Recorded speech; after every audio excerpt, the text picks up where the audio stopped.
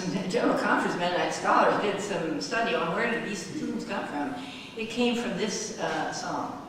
Oh Gott, Vater, wir loben dich. And that's as long as it took to sing, instead of these several 3 lines. But what happened is that that they borrowed that from the Lutherans. And what happened over the centuries, as they sang very slowly as a group, they couldn't hold the same note.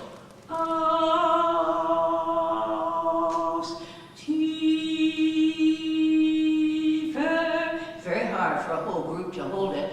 And the theory is that they wavered a little. And finally the wavers became part of the song. And of course they don't write it down. This is the way they sing it east of Goshen, 4 miles east of Goshen right now. And I went out not long ago to the same 4-singer and small group that we take students to learn how to sing this.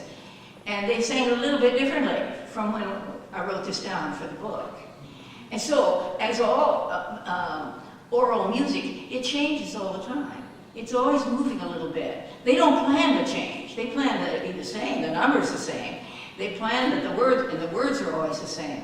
But the music has to change a little bit. It's folk music. I didn't hear any men singing, but we're going to do that line again. And don't be afraid. Just it isn't accurate. There's no way really to write it down, but it's approximately like I sang it. So I'll sing the first word.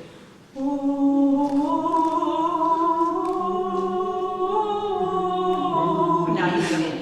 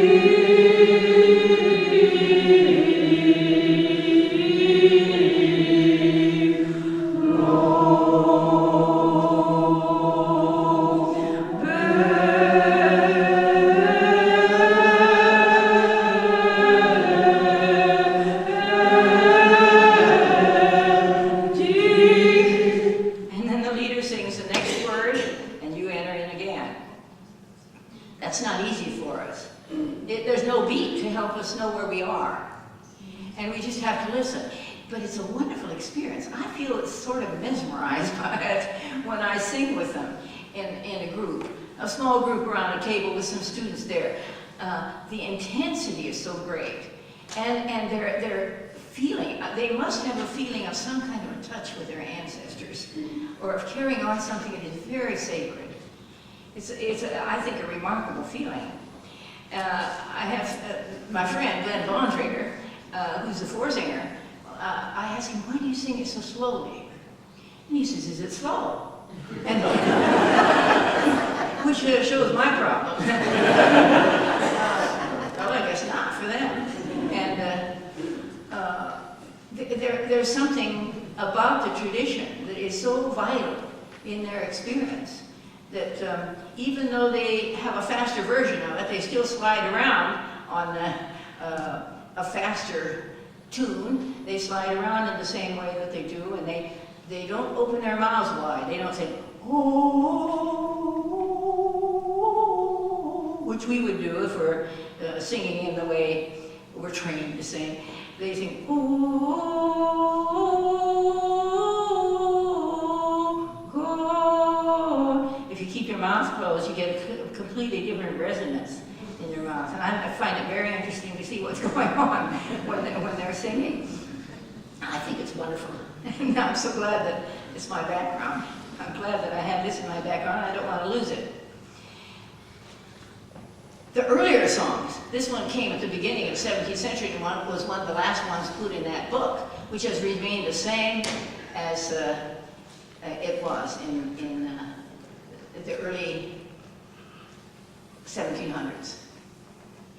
But the two kinds of songs that we find have to do either with praise or with martyrdom.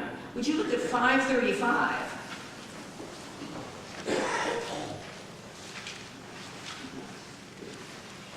And here we've taken an Ausbund song. David Augsburger took this song, which had 27 stanzas. Most of them have very many stanzas. One has 72. So you can see why their lectionary tells them which ones to sing, so they don't try all 72.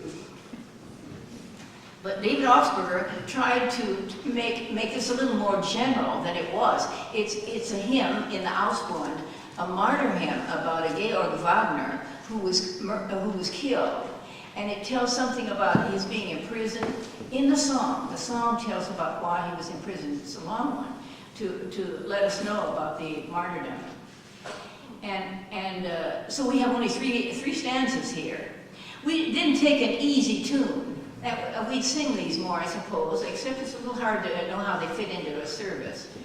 When it talks about being ready to count all as lost, eating husband and child and wife, forsaking, so on. But let's sing this. It's probably not too familiar. Don't ye know, who now would follow Christ in life, was born of his salt and strife, and made a cross each day. For this alone is truth, Christ is the only way. We chose this tune not because we knew it, but because it came from the same century, the same decade, in which the Ausbund was first published. Let's sing one more verse, the second. Christ's servants follow him to death and give their body life and breath on cross and rack and bar. As gold is tried and purified, they stand the test of fire. And these songs usually make a great deal of the discipleship, of following after Christ, of dying daily. These are themes that come again and again in that kind of song. Would you look at 407? This one is by Menno Simons, and I guess that he didn't suffer the kind of persecution that they were experiencing with the Swiss brethren and the southern Germans.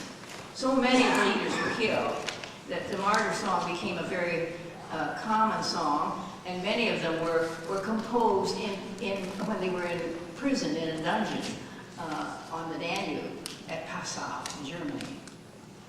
But this one is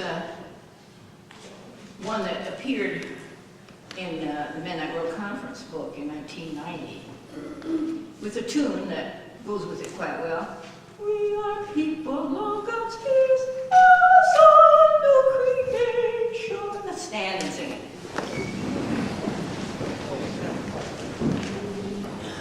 We are people of God's peace, a new creation.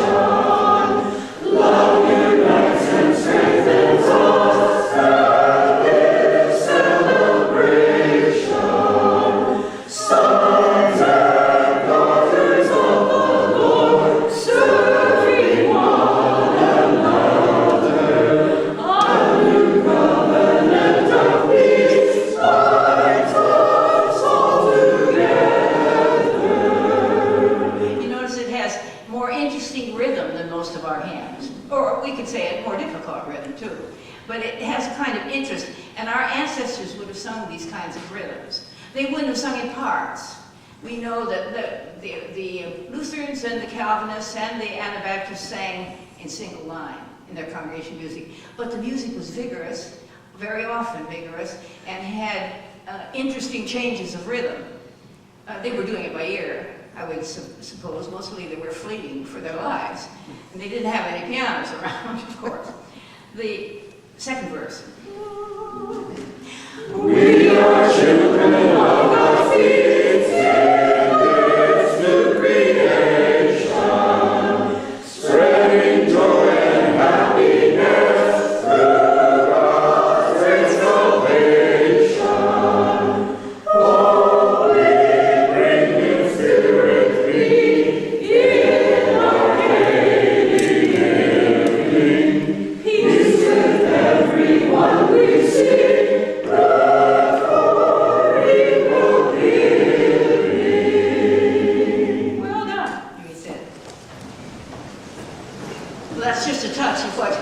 What is in the Ausbrunnen.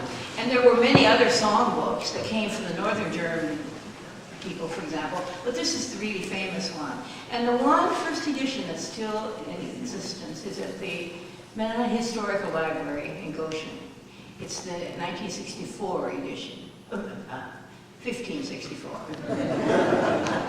These you get mixed up. But now, leaping to the Mennonites coming to the States, they first sang in German.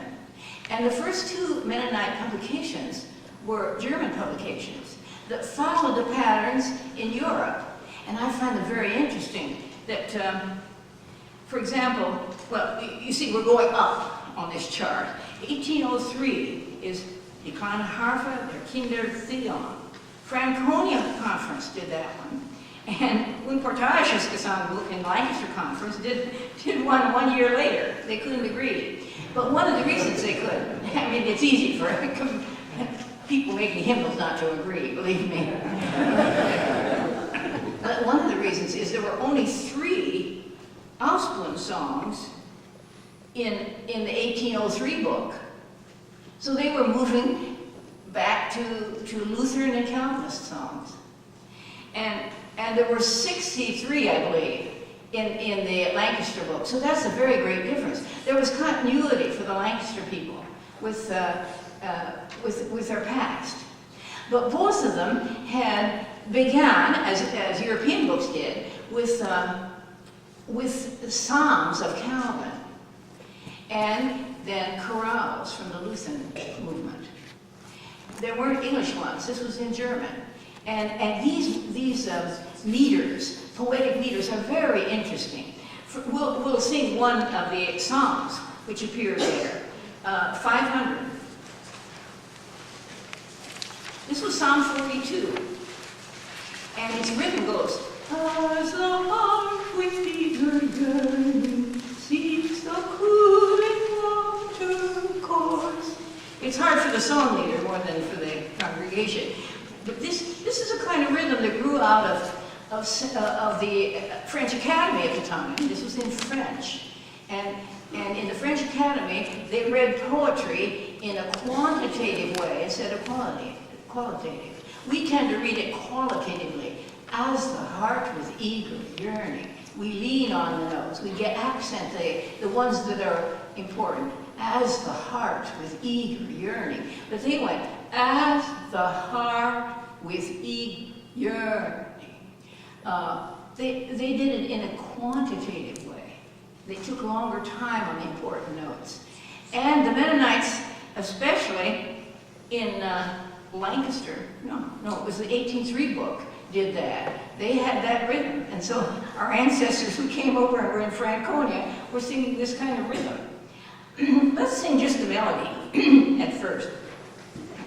Love, as the heart with eager yearning seeks the cooling water course, so my soul with ardor burning longs for God its heavenly source. When shall I behold God's face? When shall I receive God's grace? When shall I God's praises voicing come before our God rejoicing? One of the churches, the 8 churches, chose this, as well as Comfort, comfort ye my people, which we sing at Advent time. Well, that's the kind of thing our ancestors were singing when they came to the States and when they published a book in the States. And an example which you pointed out is 37 for a German chorale. A chorale that probably has the longest first line of anything if you look in the metrical index, the longest first line in the book. Praise to the Lord, the Almighty, the King of creation. Notice it has 14 syllables in the first line.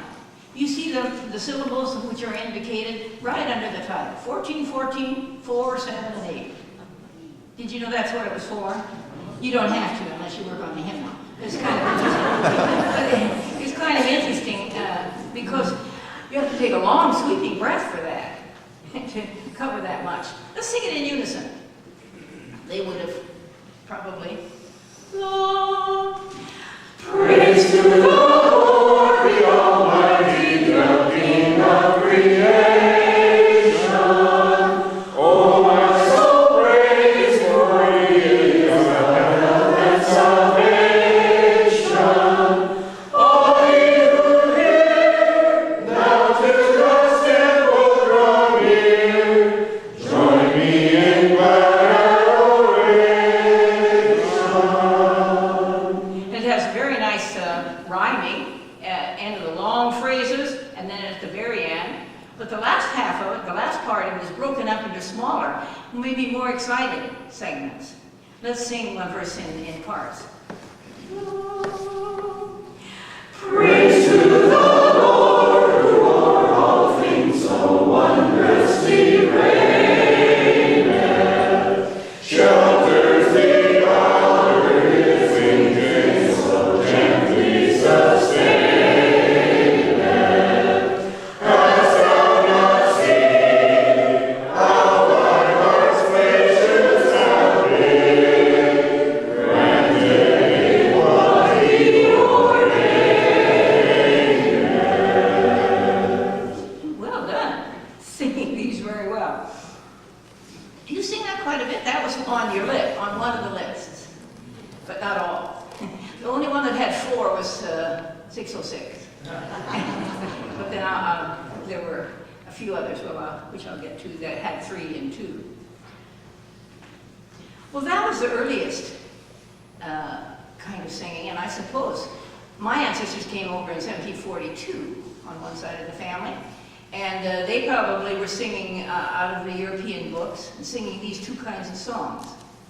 But as soon as we moved to English, as happened in the first few decades of the 19th century, they had to find a different kind of song. And that must have been very hard, kind of like the Catholics had to do in 1964, when the decree, the papal decree was, you sing in your own language, not Latin, not the universal Latin. And they had to really scrounge around and find things. So the Catholics were singing, "A Mighty Fortress is Our God." And there's a real problem if you have a drastic change like that. And that took place in the first few decades of the 19th century for the Mennonites. And I think what was really helpful was that Joseph Funk in Virginia put together a songbook, a singing school book, and conducted singing schools in the eastern part of the country. And those books had to, well, they were in English, and they had to make use of the meters of English. And the meters in English are really dull compared to French and German. Our ancestors sang much more interesting music than we did from the standpoint of what happens with the poetry. There were 3 psalm meters. One was 8686, like, "Oh God, our help in ages past, our hope for years to come," and another 86. And that's a very common one in English, and it fits English. It doesn't fit other languages very well. Or 8888, long meter. "Praise God from whom all blessings flow, praise Him who creatures here below," and another 88. That's very common. And 6686, short meter. "Oh, bless the Lord, my soul, let all within me join, and aid my tongue to bless His name, who really interesting effects, emotional, psychological, aesthetic effects, those meters, but they were almost all the same. So Joseph Funk's book was organized by the meters. He started out with long meter, or long meter double, 2 times long meter.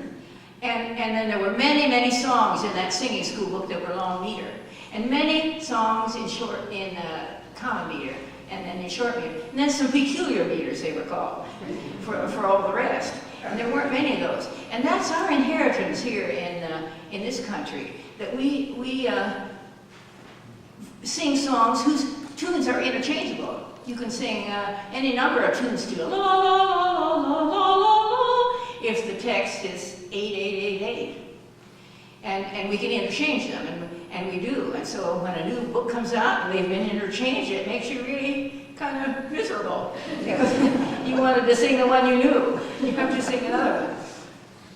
But this kind of interchangeable quality wasn't part of our heritage, but it was part of the English heritage. And by the way, the Japanese Mennonites followed other Japanese Christians in singing Western hymns. And so they tried to sing 8686. And I had a Japanese Mennonite in seminary in the 90s, and I asked the class in church music to write, to take a psalm and put it into 8686 so that it was in modern language and really would be worth singing. You'd like to sing it. We'd find many tunes for it. And the Japanese student came a few days later and said, I just can't think in 8686.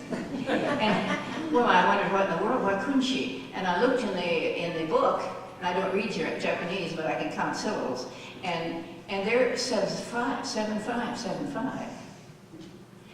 Here, O Lord, thy servants meet, and we link with hand, looking toward the Savior's cross, joined in love we stand. 7575. And so Japanese doesn't care for our meters either. You have to make all kinds of adjustments. Meter is very important, and you find it out if you try to find a tune for a text that you want to use and don't want to use the tune you found.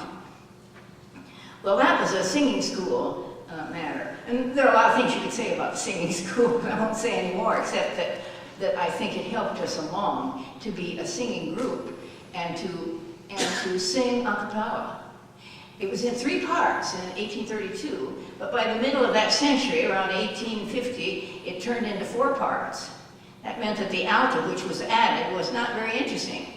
And it remains a little uninteresting, often for the altos.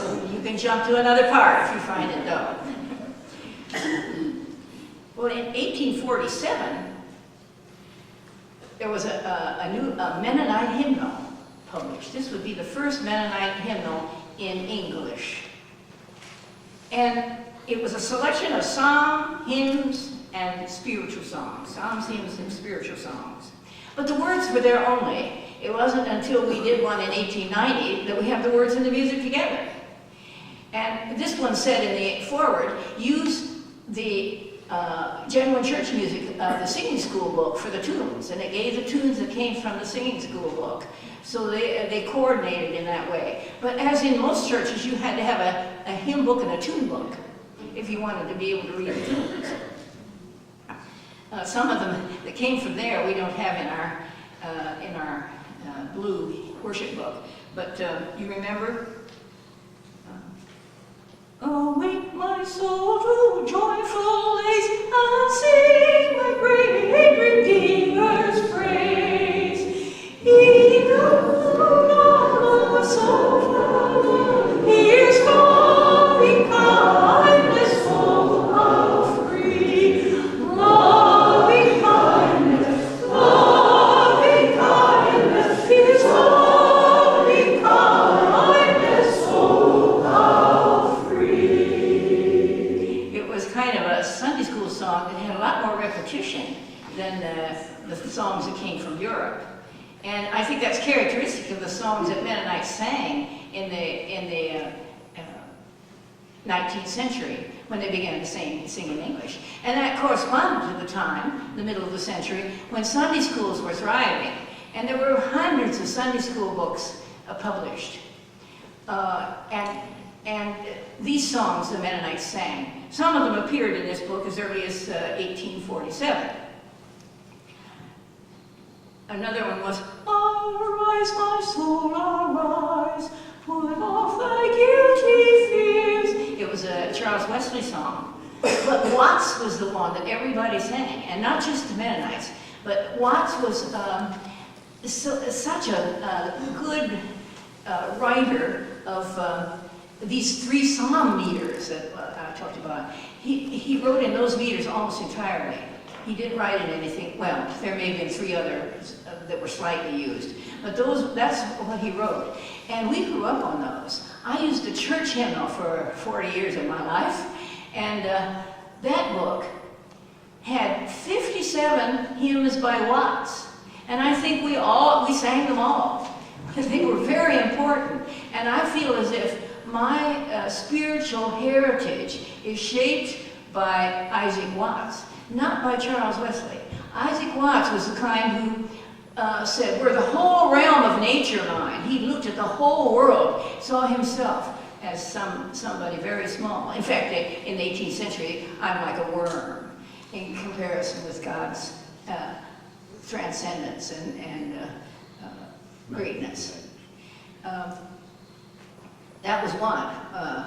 In fact, over and over again, you find Watts talking about nature and God's hand in nature and his hand in grace.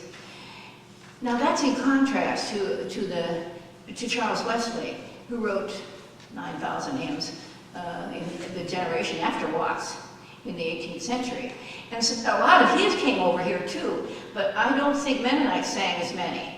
When we were doing 57 Watts hymns in that church hymnal, we had something like 32 Wesley. And this is a very different kind. Jesus, lover of my soul, or Jesus, lover of my soul, let me to thy bosom fly. That's a very personal, intimate kind of hymn. And Watts didn't talk that way. And I think if I'd grown up singing more Wesley, I'd probably find it easier to sing songs that are that personal. I like Wesley very much. He was a wonderful craftsman in his writing. But I feel more at home with Watts. John Ruth, who did his doctorate in hymnody, said he thought Mennonites may have chosen to sing more Watts, not only because of everybody else was doing it in all the denominations, and Watts hymnals were published by the thousands,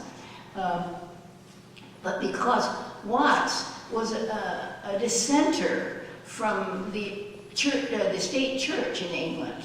He refused to, he was a part of the Congregationalists who did not follow the idea that the king is in charge of the church. There is a separation between church and state, and of course Mennonites believe that. I don't know whether that's true or not, but I do know that until, we still have more Watts than Wesley in this last book, but they're gradually diminishing because the language is the language of Shakespeare and of the King James Version of the Bible. And we've moved to so many other versions that we don't understand it as well. And the young people especially don't understand Shakespearean language unless they make a special point of understanding Shakespeare. They do that. We can do it. It's possible for us to do it, but we might not choose to. Between this 1849 hymnal and the 1990, which was the next, the 1891, which is the next one that the Mennonites published, some interesting things happened. For one thing, General Conference Mennonites began to come, or Mennonites began to come from Russia and settled in Canada and in the Midwest, in Kansas, and they continued to sing German quite a bit, and so there was quite a difference between the Mennonites, old Mennonites like me, and General Conference Mennonites in our literature, and And also, the General Conference Church emerged in that time, in the 1860s. And they, the Russian Mennonites joined them. But this was also a time when Sunday school songs, oh, we must sing one Sunday school song. 606 in this book. It's not the one you're thinking of, but it's in this book, 606. This is a Sunday school song.